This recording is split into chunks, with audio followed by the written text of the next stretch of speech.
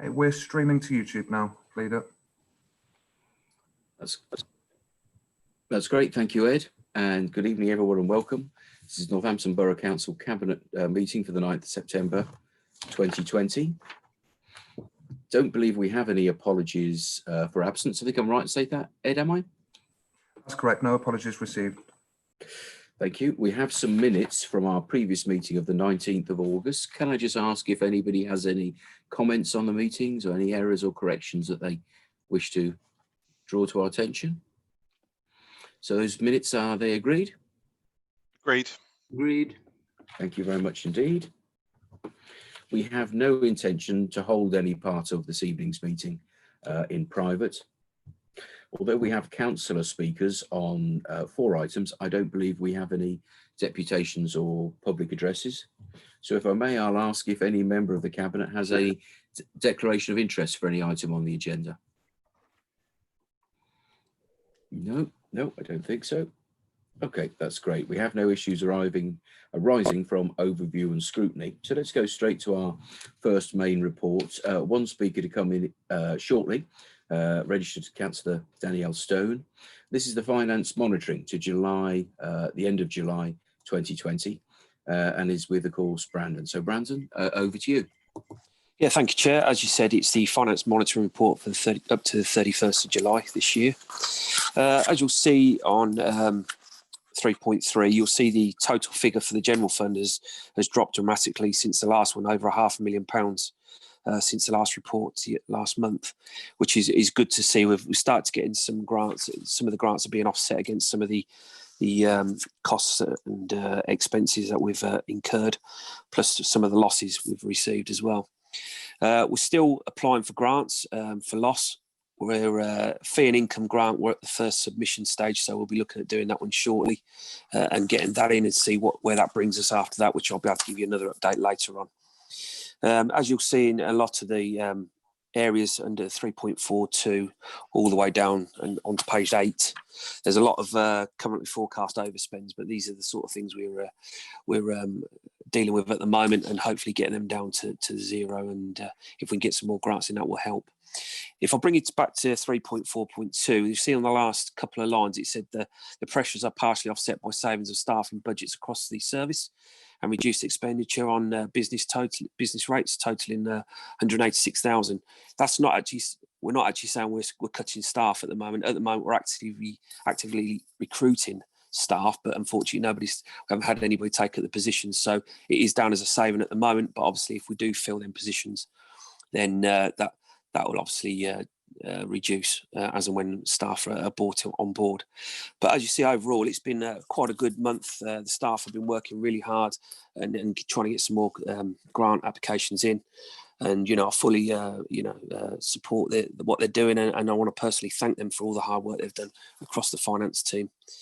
Also on 3.6, you'll see the general fund capital programme.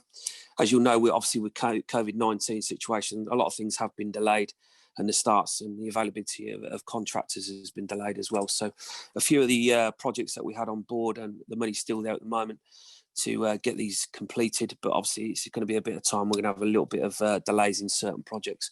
So just wanted to raise that point. And also just a quick amendment on 3.7.2 with a brought forward from 21-22 programme of 1 million. So that's just to adjust that one for you as well. But other than that, Chair, it's been a very productive month for our team, and they've worked really hard, as I said, to get that deficit down, and hopefully come the next few more reports we'll see that balance reducing even more. Okay, thank you, Brandon. Thank you very much indeed. Shall we at that point bring in our speaker, which is Councillor Stone. Danielle, over to you. Thank you very much, and good evening, everybody. Thank you for the report, and can I add my thanks to the finance team for the huge amount of work that they've done. It's very obvious in the report, huge amount of work has gone in. I would find it helpful, I know I'm not the one being considered here, but I would find it helpful to have all those facts and figures in a table so that I can marry it all up better than I'm doing. So forgive me if my understanding isn't quite accurate. I'm really still bothered, obviously, about the gap between what COVID has cost us and what the government is prepared to put in. Particularly as we were told right at the beginning that the government would pick up all the costs, and let's hope in the end that's what's going to happen. I'm really worried about the damage it's doing to the budget for the rest of the year. So one of the questions I've got is, are we at any point going to have to revisit the budget and revise it so that we can produce a balanced budget? And I know people have said before that we've got reserves and that's what reserves are for. But, you know, it is a worry, isn't it? And it's not just a worry for us, but for all local authorities, that gap between what we need and what we've got. And our revenue streams drying up and all of that kind of stuff is a real worry. I am particularly and continue to be worried about what's happening with temporary accommodation. I'm really worried about that. I don't understand why private landlords are charging us so much money. I don't really understand how we can expect people living on the breadline to pay for the gap between housing benefit and what private landlords are charging. I don't really understand why all of that is accruing so much of an overspend. I'm also really bothered about the £3.15 million that we are owed in overpayment of housing benefit. And I'd just like to understand that a little bit more. Because again, you know, if we're overpaying housing benefit, that's either because we've got things wrong or because the tenants have got things wrong. If it's us that's getting things wrong, I'd like to understand that a little bit more. And I'm always worried, as you know, about the capacity we have in the officer team to keep us on the straight and narrow, really. So I'm a bit anxious about that. I'm really anxious about loss of income and what the plan is going to be going forward. I mean, some income is going to start coming back in, I understand that, but it's going to have a huge impact, isn't it? And a cumulative impact. So I'm worried about that. When it comes to capital, I should know the answer to this, but I don't. Is the capital that we haven't spent, that we were forecast to spend, actually in the bank, or is it capital that we're borrowing? So if it's in the bank, are we making interest on it? Thank you. Okay, thank you very much. Quite a few points there. And obviously this is the finance report that goes into quite a bit of detail on some of these other areas, such as homelessness. So there might be either further reports or alternative mechanisms for fuller briefings on things, the cost of temporary accommodation, that sort of thing. Brandon, is there some of those points you're able to pick up now? Perhaps we'll refer to Stuart as well if there's some further. Yeah, just going on the table, that will be coming in my period 6 report anyway. So there will be tables on there. So I'll cover that one on that report. So hopefully when you see them, you'll get a better idea of simplifying everything for everybody, really. With regard to the budget itself, we've got no plans or need really to revisit the budget at this point. Simply as is because we have the money in reserves, which I've said from the start that if we need to use them, we will. Obviously, from April next year, it goes to the new unitary, which I'm working on the task and finish group there to make sure the midterm financial plan is all in place, ready for the new council to take into consideration some of the costs that we might incur going forward. So I'm working closely with them on that one anyway. But like I said, I'd always use the reserves first. But I'm hopeful with regard to with the fees and income grant that we're submitting, that most of these will be covered. So hopefully that will give us some of the money back that we've lost in lost income, which is obviously a major concern for everybody. But we're not in a bad position because we do have reserves to help us out on that, which I've been quite clear about from the very start. Just trying. There's so many points there, Chair. I'm just trying to housing benefit plans.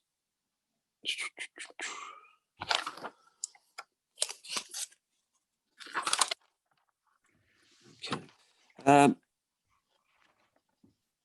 Yeah, much of the overpayment is caused by the time lag on the universal credit claims to come through the system. So again, that will hopefully go down as things even themselves out a little bit as well. So we'll keep an eye on that one regarding the overpayments and charges that have already been the credits that have already been paid out. I'm just trying to think what else was on there, Chair, because there was quite a few points there. I was trying to write them all down as we went along. You've answered quite a lot. And while you're collecting your thoughts, should we see if there's any other particular bits that Stuart might want to chip in and answer on? Then you can keep looking through your notes. Yeah. Stuart, is there anything you'd add at that point? In terms of the capital funds, we have the capital funds available. Some of it is through borrowing, some of it's in the bank.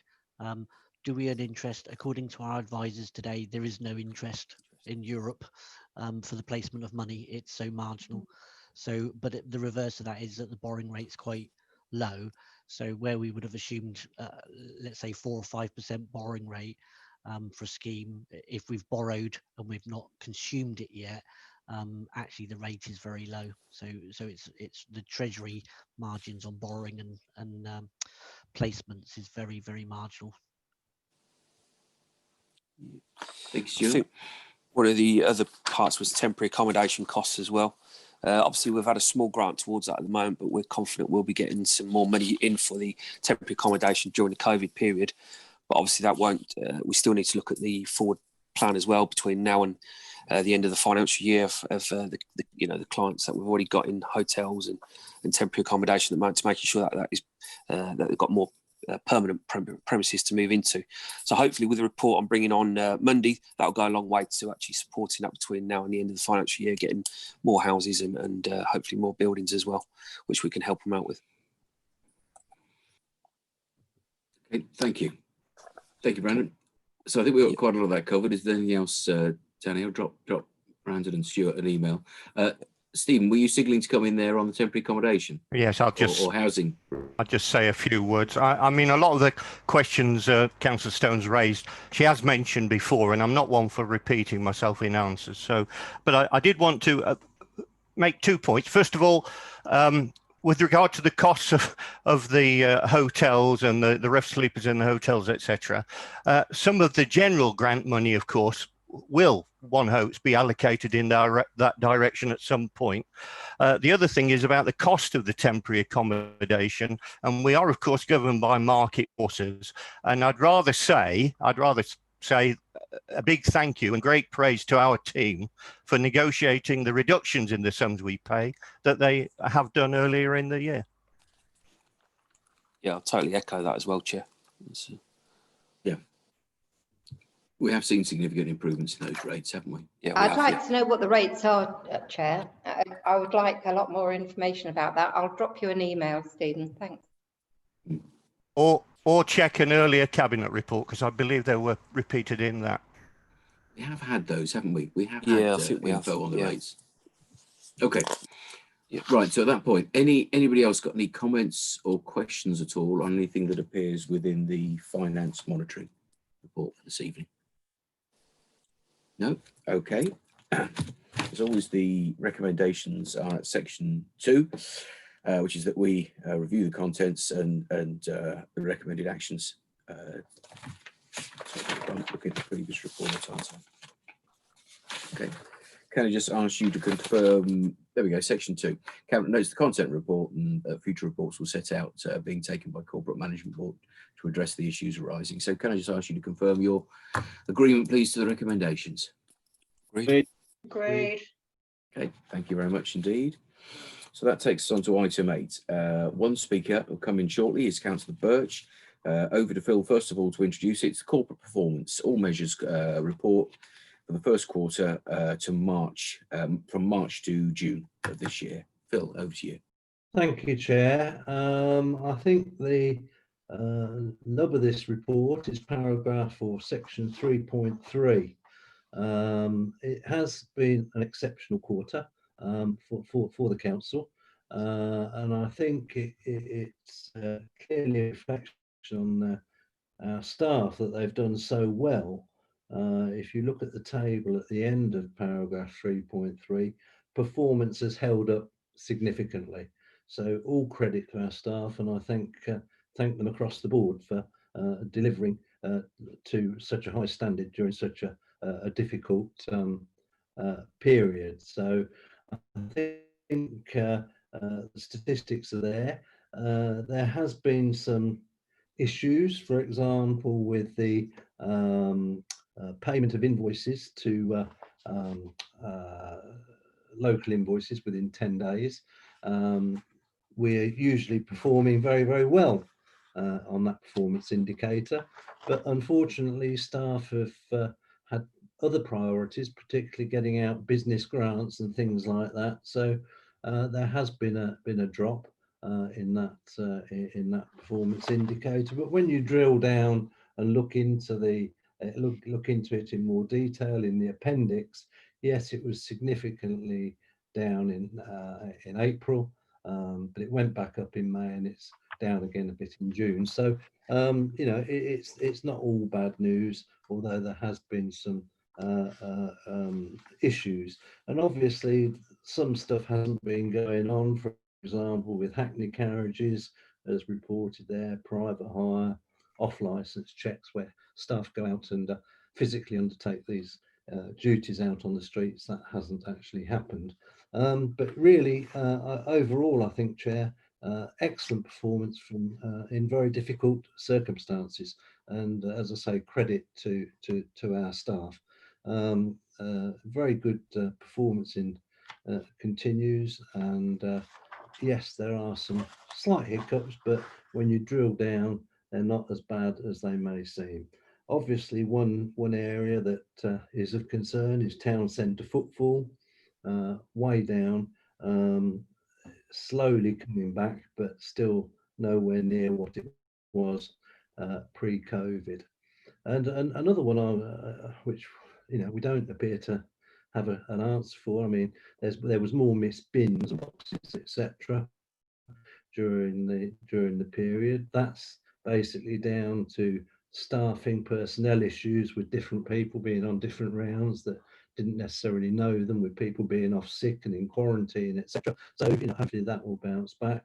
The one that surprised me is household waste recycling. I thought with people being at home and things like that, they might recycle more, but it doesn't appear to be the case, and that is unfortunately a red indicator. And I think you know, we were in March 20 up at 80%, and we're now back down at 46. So, you know, it is not so good, but overall, Chair, a very good report. Congratulations to our staff. Thank you, Phil. Thank you very much indeed. Let's bring our speaker in next, which is Councillor Birch. Jane, over to you. Welcome. Thank you. Good evening. Can I echo what Councillor Larratt's just said about the staff? I think people have been working, you know, under very difficult circumstances in a completely, you know, unexpected situation. None of us expected this pandemic and the consequences of it. And the staff have really, really stepped up to the mark, and they've done brilliantly. I think working from home has proved a huge success. I think sickness has gone down. Very few people are, you know, reporting in ill, and you know, working at home seems to have been good for everybody in some ways. So in a way, this report does not reflect a normal situation. And one of the things that I just wanted to bring up was HML 09, which is the number of households who a full homelessness duty, for whom a full homelessness duty is accepted. And that has dropped due to the ban on evictions. Now this ends in August, ended in August, and the 28 days will be up soon. So these families, these people that would normally, under normal circumstances, perhaps had been given notice of eviction, will be coming onto our radar. And the question I have really is, are we prepared for this?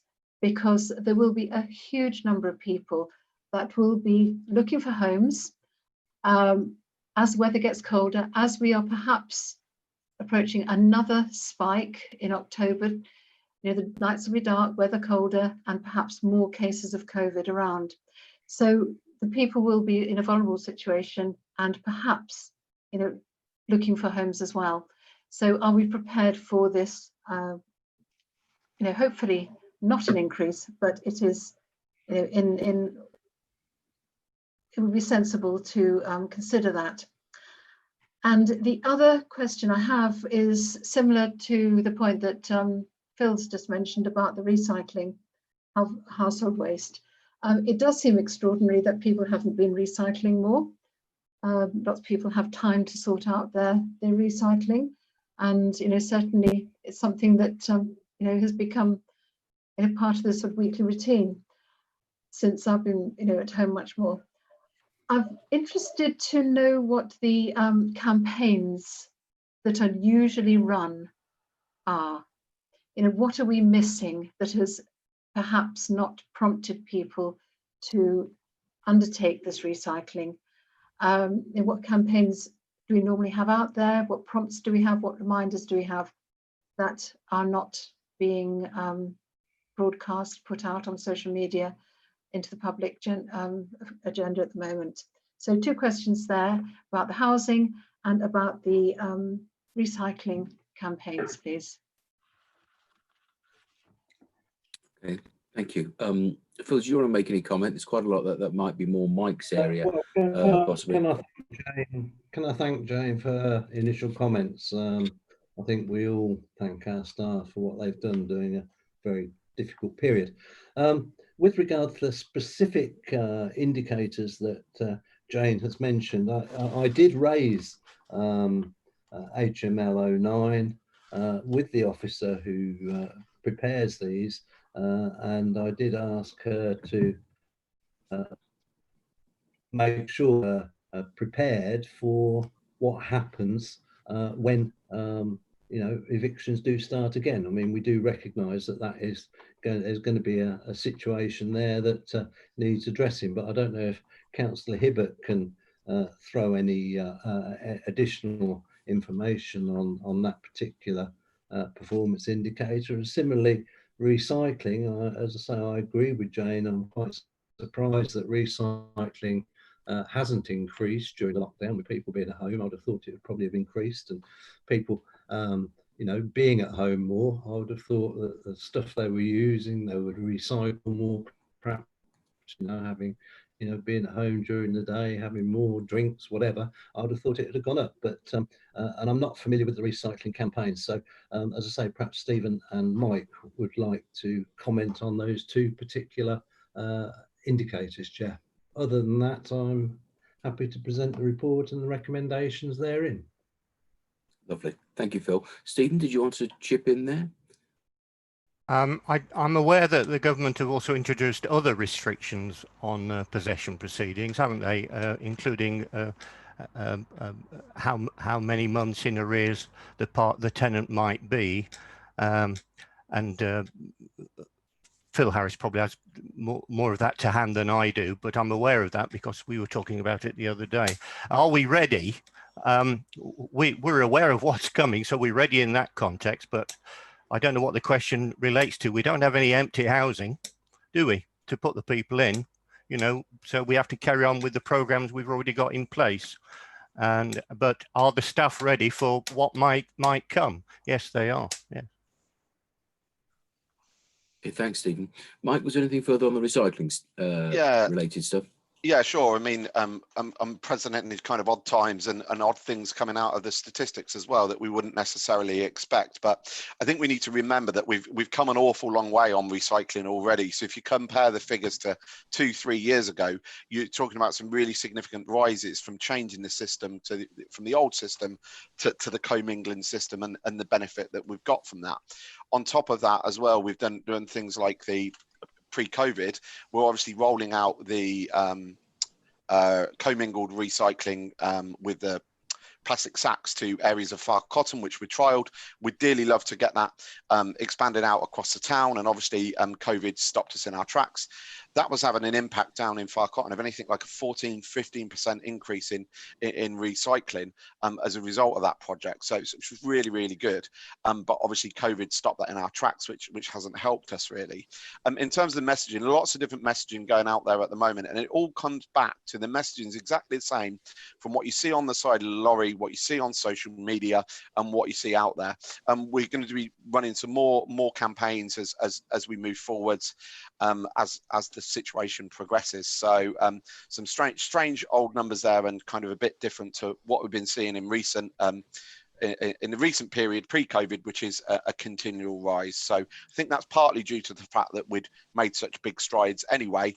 And when you see the overall numbers in the league table, when that's produced at the end of the year, we'll still be making a massive jump upwards in terms of our recycling numbers, which is obviously really positive. Yeah. Thank you, Mike. Okay, thank you. Anybody else want to raise any other issues on this at all? I think we would all confer. Well, let's bring Anna in first. I'll make that comment later. Anna, over to you. Thank you, Chair. Just wanted to make a point on PP16, the off-licence checks. So yeah, obviously they haven't been taking place as normal, but what the officers have been doing is an absolutely tremendous job to be out there supporting the night kind of time economy with guidance and advice to local businesses. Obviously, they need to open and adhere to COVID restriction measures. So it's been a great big challenge that they've actually been able to put into task, and I'm very proud of them. Thank you for all of the extra work that they've done and lots of the very unsociable hours that they've had to endure. Absolutely. It's such an extraordinary thing that services have continued, and then the additional things that all of our team members have done. And working away from the office in the normal way, quite incredible how things are getting going. We're grateful to every single member of staff for all the wonderful things that they've done.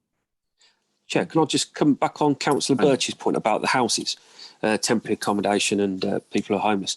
Well, on Monday, obviously, we're bringing a report to full council regarding an extra 50 million to look at new housing schemes and new buildings to buy and hopefully convert them into housing. So hopefully that will help with some of the fears that she has about helping people who are homeless back into accommodation. It's an excellent point, Brandon. Yeah, thank you for reminding us about that. Okay, if that's all the comments done, just as Phyllis said, remind you, draw your attention back to the recommendations. Can I just ask you to confirm your agreement to the recommendations, please? Agreed. Great. That's great. Thank you very much. Takes us on to item 9. This one's with Tim. It's asset management disposals, after which we have one speaker registered, which is Councillor Birch. Tim, over to you. Thank you. This is a very comprehensive report which deals with a variety of properties which are surplus to the council's requirements and the proposals for the disposing of them. The first is some land adjoining the cemetery to go to Wootton Parish Council. The second is Beckett's Park Pavilion, which has been closed for quite a while, and the proposal there is to seek a third sector operator, so a community operator, who would then have a lease, and that would stay in community use. The third is Blackthorn Pharmacy. The pharmacy is at the moment in the adjoining shop, and this is a proposal to create a new pharmacy on land adjoining the shop, which will be a much better facility for the people of Blackthorn. And finally, there is a part of a road verge in Eastfield Road, which forms part of an extension to a house. The parking area there is actually on council land, and the proposal is to tidy that up and dispose of that to the house owner. So those are the 4. As I say, it's a very detailed report with a comprehensive case on each one and sets of plans and illustrations in addition. And I'd be happy to answer any questions anyone may have. Jolly good. Thank you very much, Tim. Let's move to our speaker then, Councillor Birch. Jane, over to you. Thank you. I think this is a very sensible move to particularly these 4 properties, strips of land, in its good use. And I've got a comment and a question. Absolutely delighted that Beckett's Park will remain within community use, ownership. It's it's really an iconic building. It's in quite poor repair at the moment, but it does form a really important part of Beckett's Park. And historically, it has quite quite fond of the building. It's got quite a lot of character. So to guarantee its use for community, a community venture, I think is excellent. Looking at the Blackthorn Pharmacy, does the borough have a policy of transferring the shops that we own to private ownership in the future? If borough owns a lot of shop properties around the town, and what is going to happen to those? What is the policy that exists around the disposal, the use, the sale, and how are they going to be managed in the future? Thank you. Well, as you know, we brought a report concerning the neighbourhood shops to Cabinet previously, where there are neighbourhood shops which provide a very local service. There is a desire from the tenants to invest in those. They also have, because of their age, many of them, quite a large repair liability. And so the aim is to dispose of those to the tenants, who will then be in a position to invest and improve the facilities for locally. We also have other shops, particularly in the town centre, for instance, which are held for investment, and they're held purely as income producers, and those will be retained in the portfolio. As far as Beckett's Park is concerned, I mean, delighted to hear that you support that. Not only is the park important to the town, but of course it's very much on the route between the university campus and the town centre. And so it's likely to have a much more important future as the use and the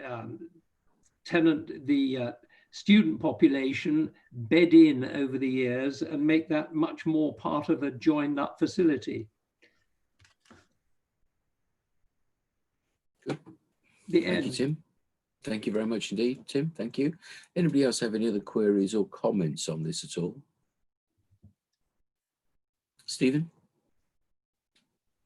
I just want to say that a few members of the public have approached me with concerns about burial plots in cemeteries. So I'm delighted to see in the Wootton disposal that it's established that the site may still need to be used as an extension to the cemetery. Yep. Yes. No, yeah, that's excellent. A permanent community use. It could be argued. Yeah, very good. Okay, I don't think we see any further comments at all. So as Tim has said, if I may, I'll direct your attention back to the recommendations and just ask you to confirm your agreement to those recommendations, please. Agreed. Agreed. Thank you very much indeed. Takes us on to item 10. This is consultation on public spaces protection order for the alleyway connecting Dunster Street and St Michael's Road. One speaker shortly is Councillor Stone registered, but meantime we'll hand over to Anna just to pick out some of the highlights from the report. Anna, over to you. Thank you, Chair. So yeah, this item is to ask Cabinet to approve to go out to consultation, which is a 12-week process, to look at a public spaces protection order between Dunster Street and St Michael's Road. As you'll be aware, in the past, we've put a public spaces protection order on Marble Arch, which was very successful. The outline reasons are particularly the same. So antisocial behaviour, drug dealing, fly tipping within that area. So basically, we want to go out, ask the public, consult and see if they think it's a good idea to possibly put in a 3-year public spaces protection order on that area. Thank you, Chair. Thank you, Anna. Thank you very much. At that point, we'll bring Councillor Stone in. Danielle, over to you. Lovely, thank you very much. I'm one of the ward councillors for this area, and it's been an absolute bugbear ever since I became a councillor. It is the most awful use of space, you know, all the things that Councillor King talked about. And it's right in the middle of a residential area. So it impacts on the neighbours really, really badly. And it makes people afraid, frankly, because all that nasty stuff is going on right under people's noses. One of the things I thought it might interest you to know is that a new community group has set up around there. And they've been really, really active, going door to door, talking to people about what improvements are needed in the area. And they've been in touch with all the councillors, and they've been in touch with Amy and Vicky Ruckle's team, who've been working really closely with them as well. So this is part of a general plan to lift the whole area. And for me as a councillor, it's just an absolute delight to see that marriage of those three things, you know, the borough officers, the ward councillors and the local residents. And I think the more we all work together on an issue, the better it is in terms of outcomes, and the better the residents feel about where they live. So I'm delighted this is going ahead. Thank you. Danielle, yeah, it does seem to be that there's a lot of momentum, a lot of determination to enhance that area of town, and that's tremendous, isn't it? That's tremendous. Yeah. Do we have any further comments at all? No? Okay, that being the case, again, direct your attention to the recommendations as Anna has highlighted. Can you just confirm your agreement to the recommendations, please? Agreed. Thank you very much indeed. That takes us on to another report from Tim. We've no speakers registered for this one, Tim. This is 24 Guildhall Road. Over to you. Thank you, Leader. For those who don't know, 24 Guildhall Road is the building between the museum to uphill side of it and the Vulcan Works below it. And it's really the last bit in the jigsaw of this particular part of the cultural quarter. NN Contemporary Arts moved in there as a temporary home when they had to move out of their premises opposite. And the intention has always been to hopefully provide them with this or something similar as a permanent home. We acquired it from the County Council, and doing that facilitated the museum development. And we're also able to offer accommodation to NN. This report now acknowledges the work that we've been able to get from the Getting Britain Building Fund through SEMLEP, the work that has already been carried out in de-asbestosing and various other repairs to the building, and the improvements that will be carried out to give a permanent home to NN, and also prepare the upper floors for future occupation for creative occupiers, possibly in conjunction with the Vulcan Works, which virtually adjoin it. Those details are set out in, as you would expect, in paragraph 2. I should just add that at the top of page 1, it says that there are 4 appendices. That was an oversight, and there is in fact 1 appendix.